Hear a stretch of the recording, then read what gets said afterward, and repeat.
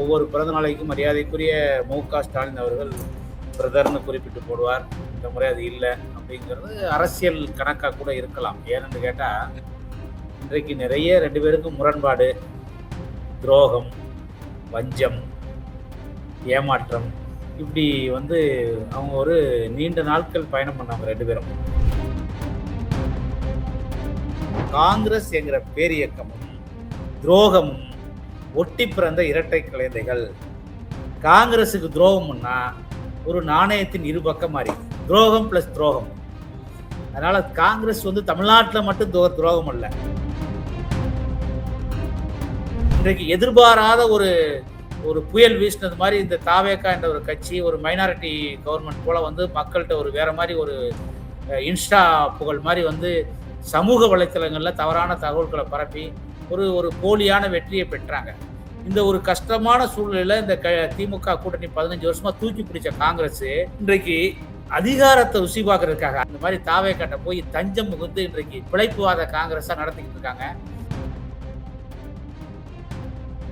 இன்னைக்கெல்லாம் சட்டசபையில் நடந்த நிகழ்வுகளை பார்க்கும்போது அவங்கள தற்கூரி தான் சொல்ல முடியும். இப்படி ஒரு சுண்டக்கா கட்சியோட காங்கிரஸ் சேர்ந்து கோர அதிகார பசியை ருசி பார்க்கறதுக்கு போய் அமைச்சரவையை பங்கெடுத்து இப்படி ஒரு முதுகுல குத்துற மாதிரி திமுக ஒரு மிகப்பெரிய துரோகத்தை செய்திருக்கிறது. இந்த நிலைமையிலும் துரோகத்தை தாங்கிட்டு அவர் வாழ்த்து சொல்றாருன்னா உண்மையிலேயே அவரை நாங்கள் வரவேற்கிறோம். அவர்கிட்ட அரசியலுக்கான அனைத்து பண்பு இருக்கு.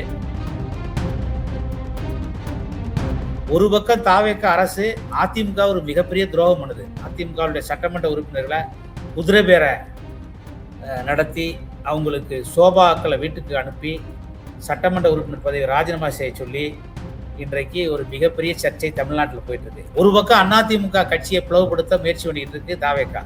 அதே நேரத்தில் திமுக கட்சிக்கு மிகப்பெரிய துரோகத்தை செய்தது. திமுகவில் இருந்த அத்தனை கூட்டணி கட்சிகளையும் இன்னைக்கு வெளியே கொண்டு போயிடுச்சு, தன்னுடைய கட்டுப்பாட்டில் கொண்டு போயிடுச்சு.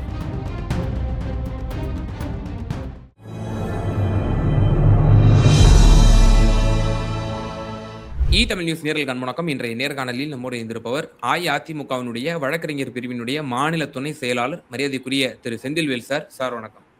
வணக்கம் சார். இன்றைய தினம் மக்களவை எதிர்க்கட்சி தலைவர் திரு ராகுல் காந்தி அவர்களுடைய பிறந்த நாள். அந்த பிறந்த நாளுக்கு ஒரு மரியாதை நிமித்தமாக பிரதமரும் கூட வாழ்த்துக்கள் தெரிவிச்சிருந்தாங்க. தமிழ்நாட்டிலையும் எல்லா அரசியல் கட்சி தலைவர்களும் தங்களுடைய பங்களிப்பாக வாழ்த்துக்களை தெரிவிச்சிருந்தாங்க. அதில் முதலமைச்சர் விஜய், முன்னாள் முதல்வர் திரு மு.க.ஸ்டாலின் உட்பட பலரும் சொல்லியிருந்தாங்க. இதில் மு.க.ஸ்டாலின் அவர்களோட இந்த ட்வீட்டை கொஞ்சம் சற்று உற்று நோக்கி கவனிக்க வேண்டியது இருக்குது. இதற்கு முன்னாடி பிரதர் மு.க.ஸ்டாலின் அப்படின்ற மாதிரி அவரு குறிப்பிடுவார், இவரும் பிரதர் ராகுல் காந்தின்னு சொல்லுவார். ஆனால் இந்த தேர்தலுக்கு முன்னாடி மார்ச் 1 ஸ்டாலினுடைய பிறந்த நாள் அன்னைக்கு அவர் பிரதர்னு குறிப்பிடலை.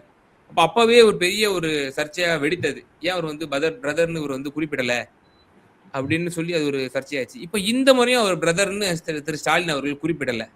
ஏன்னா நம்ம புரிஞ்சிக்க முடியுது கூட்டணி முறிந்து விட்டது அப்படின்னு சொல்லி. ஆனால் திரு ராகுல் காந்தி அதற்கு ஒரு ரீட்வீட் அவருக்கு பதில் கொடுத்துருக்கிறாரு. என்ன கொடுத்துருக்காருன்னா, கூட்டாட்சியை காப்பாற்றுவதற்கு நம்ம கூட்டோட செயல்படுவோம், அது நம்ம ஒன்றிணைவோம் அப்படிங்கிற மாதிரியான பொருட்பட ஒரு ட்வீட்டை போடுறாரு திரு ராகுல் காந்தி அவர்கள். இதுல நிச்சயமா ஒரு அரசியல்வாதியினுடைய ஒரு ட்வீட்ல, இது சம்பிரதாய முறையில ஒரு ட்வீட் இருந்தாலும் அதுல கண்டிப்பா அரசியல் இருக்கும். சிதம்பரமும் இப்படி ஒரு வார்த்தையை சொல்லியிருந்தார் கடந்த முறை.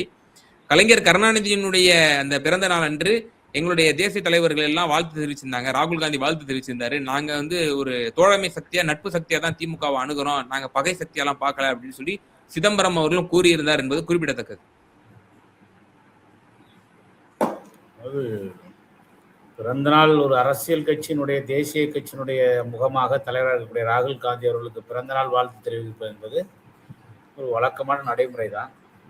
ஆனால் ஏற்கனவே ஒவ்வொரு பிறந்த நாளைக்கும் மரியாதைக்குரிய மு.க.ஸ்டாலின் அவர்கள் பிரதர்னு குறிப்பிட்டு போடுவார். இந்த முறை அது இல்லை அப்படிங்கிறது அரசியல் கணக்காக கூட இருக்கலாம். ஏன்னு கேட்டால் இன்றைக்கு நிறைய 2 பேருக்கும் முரண்பாடு, துரோகம், வஞ்சம், ஏமாற்றம், இப்படி அவங்க ஒரு நீண்ட நாட்கள் பயணம் பண்ணாங்க 2 பேரும். ஒரு காலத்தில் எதிரும் விரோதமாக இருந்த கட்சி தான். காங்கிரஸ் எதிர்த்து தான் திமுகவே உருவாச்சு. பேரறிஞர் அண்ணா அவர்கள் ராபின்சன் பூங்காவிலே, கொட்டி மலையிலே காங்கிரஸினுடைய குண்டாந்தடி அடிக்கும் குண்டர்களுக்கும் தாக்குதலுக்கு உள்ளாக்கப்பட்டு ஒரு மிகப்பெரிய பேர் இயக்கத்தை அன்றைக்கு வந்து கொட்டு மலையிலே ராபின்சன் பூங்காவிலே பேரறிஞர் அண்ணா அவர்கள் இந்த இயக்கத்தை தொடங்கினார். காங்கிரஸ் எதிர்த்து தான் காவு கொடுத்து இந்திய எதிர்ப்பு போரில் பல பேர் வந்து செத்து மடிஞ்சு ரயிலில் தண்டவாளத்தை தலையை கொடுத்து நஞ்சுண்டு இப்படி தமிழர்கள் வந்து காங்கிரஸுக்கு எதிராக தான் தங்கள் இன்னூரே ஏந்து 1967 அண்ணாதுரை மரியாதைக்குரிய பேரறிஞர் அண்ணாதுரை தலைமையிலே தமிழ்நாட்டு மக்கள் காங்கிரஸ் விரட்டப்பட்டு திராவிட முன்னேற்ற கழகம் ஆட்சியில் அமர்ந்தது. அதற்கு பின்னால் நீண்ட நாட்களாக திராவிட முன்னேற்ற கழகமும் காங்கிரஸும் 1980 வந்து ஒரு கூட்டணி அமைச்சாங்க. அதுக்கப்புறம் நீண்ட நாட்கள் கிட்டத்தட்ட 96 வரைக்கும் காங்கிரஸுக்கும் திமுகவுக்கும் கூட்டணியே கிடையாது. 96 மரியாதைக்குரிய மூப்பனார் தலைமையில் பிரிந்த காங்கிரஸ், தமிழ் மாநில காங்கிரஸ், மரியாதைக்குரிய நம்முடைய முன்னாள் முதலமைச்சர் கருணாநிதி அவர்களோட கூட்டணி அமைத்து ஒரு மிகப்பெரிய வெற்றியை பெற்றார்கள். மீண்டும் வந்து பார்த்தீங்கன்னா காங்கிரஸ் கட்சி அது அவங்க வெளியே போயிட்டாங்க 99. அப்புறம் 2004 அப்படியே வந்து பார்த்தீங்கன்னா ஒரு கூட்டணி வந்துச்சு. அப்புறம் கொஞ்ச நாள்லேயே பிரிவு வந்துச்சு. அப்புறம் தொடர்ந்து 10 ஆண்டு காலம் இந்தியா முழுவதும் காங்கிரஸ் வந்து செத்து போகக்கூடிய நிலைமையில் இந்தியா முழுவதும் காங்கிரஸ் துடைத்தெடுக்க திமுக தாங்கி பிடித்தது. இதில் வந்து உண்மைதான். இந்தியா முழுவதும் காங்கிரஸ் துடைச்சு காங்கிரஸை யாருமே மதிக்காத காலத்தில் காங்கிரஸ் வந்து துடை தெரிஞ்சு காங்கிரஸே இல்லை இந்தியாவில் அப்படிங்கிற ஒரு சூழல் இருக்கும்போது திமுக தாங்கி பிடிச்சு, அதை மறுக்க முடியாது.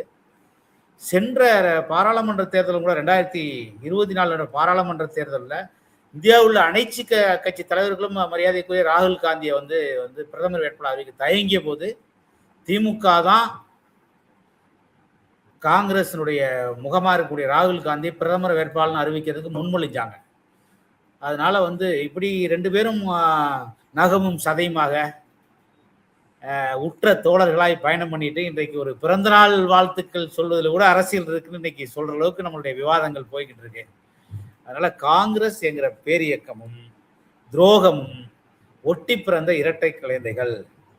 காங்கிரஸுக்கு துரோகம்னா ஒரு நாணயத்தின் இரு பக்கம் மாதிரி, துரோகம் பிளஸ் துரோகம்.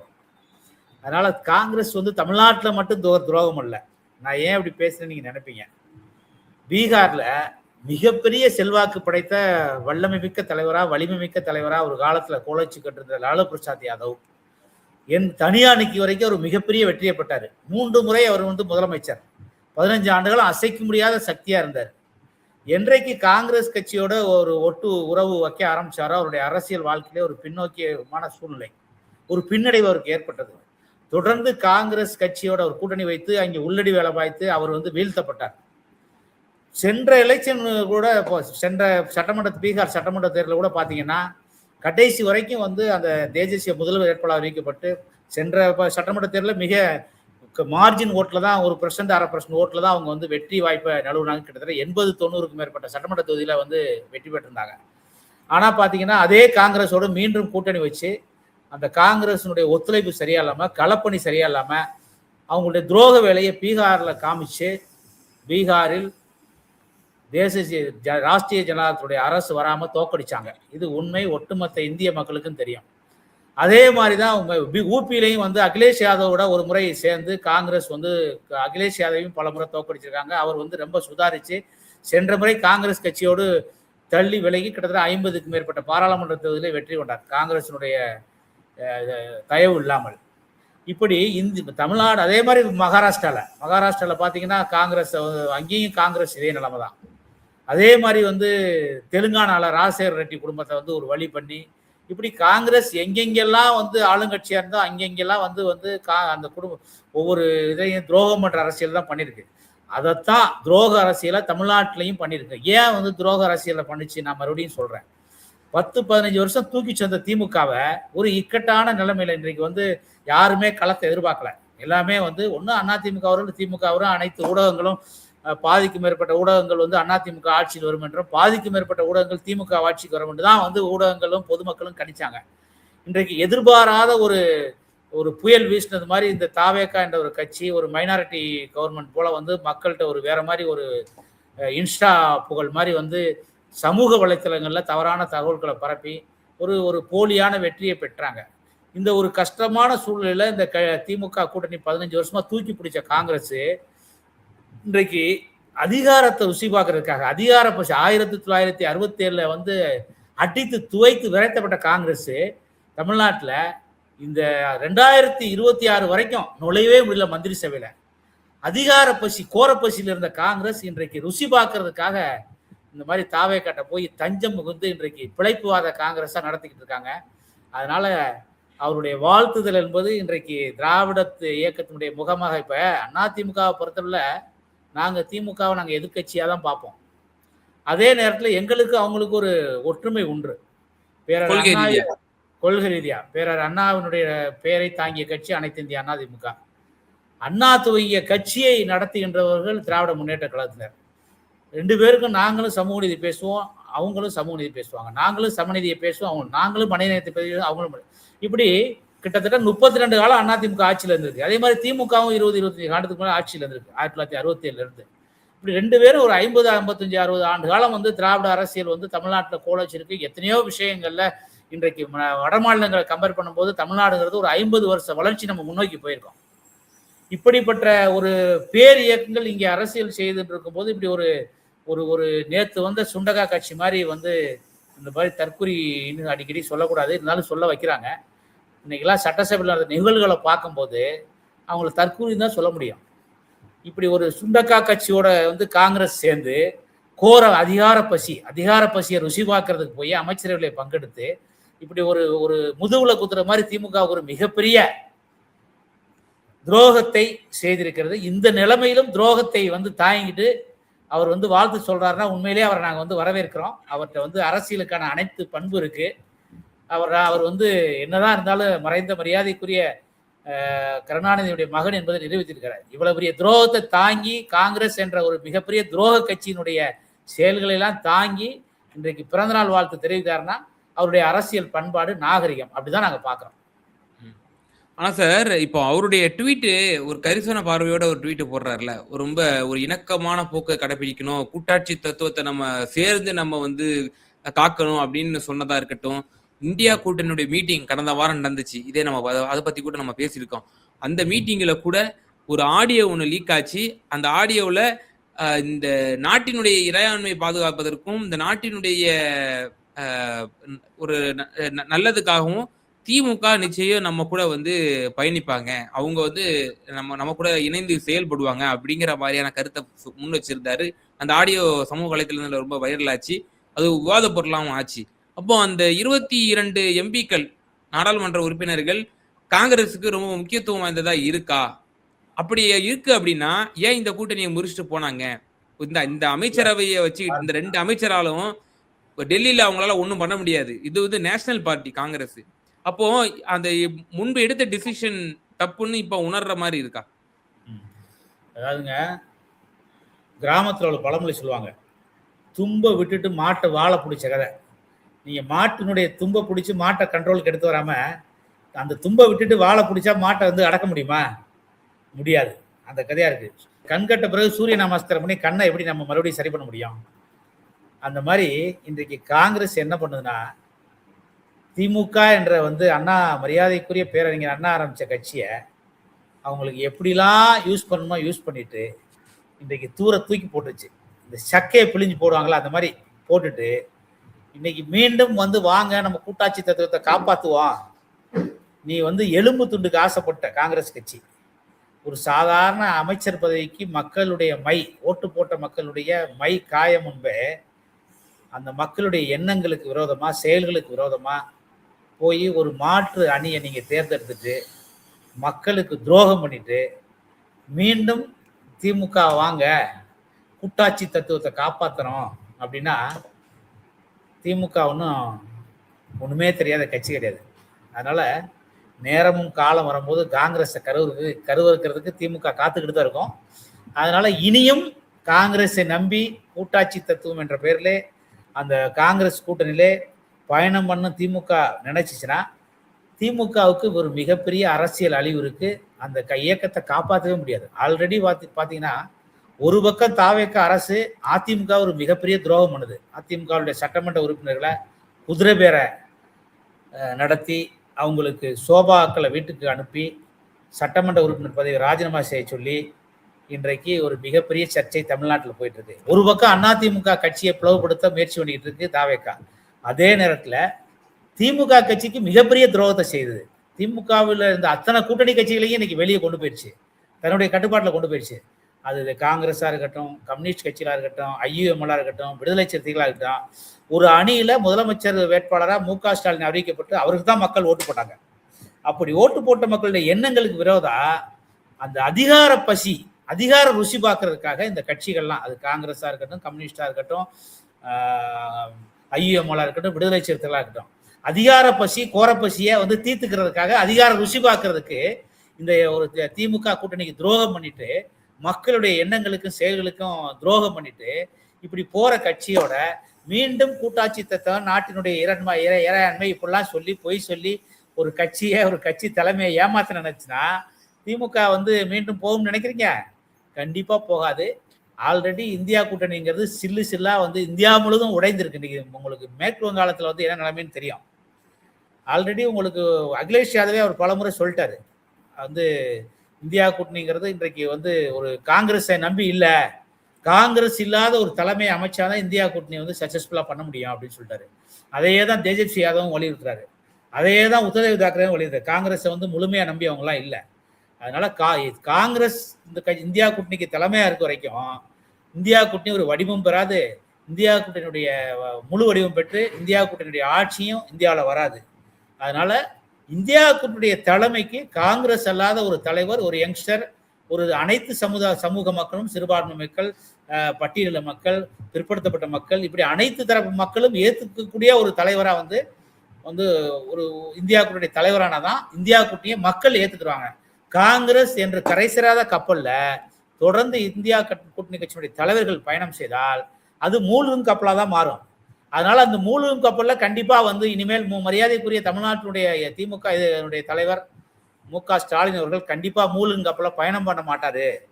அதனால அந்த மூழ்கும் கப்பல்ல போய் பயணம் பண்ணி தன்னுடைய அரசியல் வாழ்க்கைக்கு அஸ்தமனத்தை தேடிக்கிட மாட்டார்னு நாங்க நம்புறோம். கண்டிப்பா இனியும் அவர் வந்து காங்கிரஸ் ஏமாற மாட்டார். காங்கிரஸுடைய பசப்பு வார்த்தைகளுக்கோ, காங்கிரஸுடைய ஏமாற்ற வார்த்தைகளுக்கோ, காங்கிரஸுடைய வித்தைக்கார வார்த்தைகளுக்கோ இனிமேல் கண்டிப்பா திமுகவுடைய தலைவர் மயங்க மாட்டார். கண்டிப்பாக அவர் அது மதிமயங்கி ஏற்கனவே 10 வருஷம் தன்னுடைய அரசியல் வாழ்வை காங்கிரஸுக்காக திமுக தொண்டர்கள் உழைப்பை, அது பாராளுமன்ற தேர்தலாக இருக்கட்டும், சட்டமன்ற தேர்தலாக இருக்கட்டும், உழைப்பை வந்து உள்ளாட்சி தேர்தலாக இருக்கட்டும் அர்ப்பணித்திட்டாங்க. இனியும் வந்து அவங்க திமுக தோல்ல ஏறி சவாரி செஞ்சு இனியும் திமுகவை ஏமாற்ற முடியும் தான் நாங்கள் நம்புறோம். திமுகவுக்கு ஒரு மிகப்பெரிய துரோகத்தை கூட்டணி கட்சிகள் செஞ்சுட்டு போயிடுச்சு.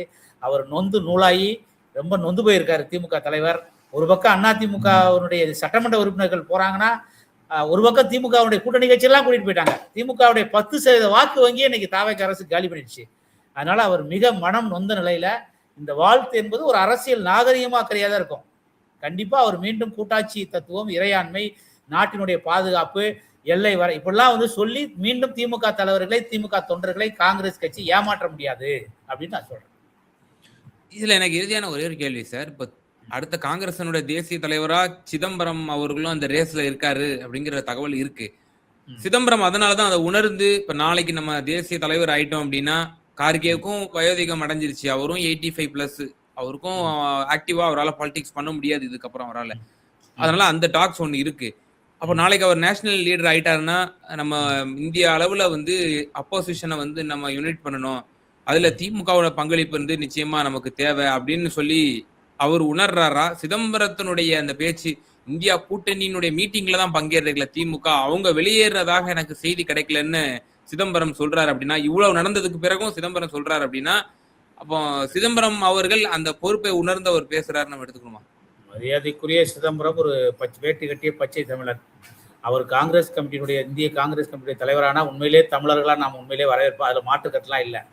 ஆனால் காங்கிரஸ் என்ற துரோக கட்சி, தமிழர்களுடைய விரோத கட்சி, தமிழர்களுடைய ஈழத்தமிழர் விஷயத்துல 1,50,000 தமிழர்களை கொன்று குவித்த கட்சி என்றைக்குமே தமிழருடைய வளர்ச்சியை அவர்கள் வந்து விரும்ப மாட்டார்கள். நான் வந்து இந்த நாட்டினுடைய பிரதமராக காமராஜர் வந்திருக்க வேண்டும். ஆனால் காங்கிரஸ் தமிழர் என்ற ஒரே காரணத்துக்காக காமராஜரை வந்து அரசியலில் வந்து ரொம்ப அவரை வந்து பலிகடாக்கி கடைசியில் அவர் வந்து காங்கிரஸ் கட்சியை விட்டு விலகக்கூடிய ஒரு சூழல்ல முதலமைச்சர் பதவியிலிருந்து ராஜினாமா பண்ணி அவருடைய ஒட்டுமொத்த உழைப்பும் காங்கிரஸ் கட்சிக்கு வந்து கொடுத்து கடைசியில் காமராஜரை வந்து கடைசி காலத்தில் மிக நொந்து தான் அவர் வந்து காங்கிரஸ் அந்த பயணிச்சார்.